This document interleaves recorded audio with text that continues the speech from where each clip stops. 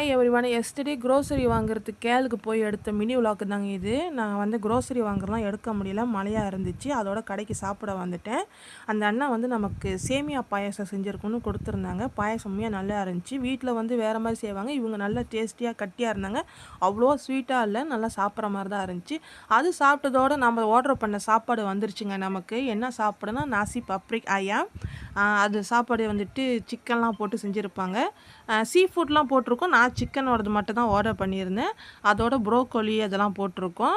இந்த மாதிரி ஒயிட் ரைஸோடு வச்சு சாப்பிட்றது லைட்டாக ஸ்பைஸியாக இருக்குங்க. சாப்பிட டேஸ்ட்டாக இருக்கும். வேலை முடிஞ்சிருச்சு. நானும் வந்து வெளியாகிற நேரம் ஆயிடுச்சு. டைம் இப்போ எத்தனைன்னு பார்த்தீங்கன்னா 11 தாண்டுது. ஓகே, நம்ம சேஃபாக வீட்டுக்கு போகலான்னு வெளியாகிட்டேன். உங்களுக்கு ஒரு குட்டி மெசேஜ் சொல்லட்டா?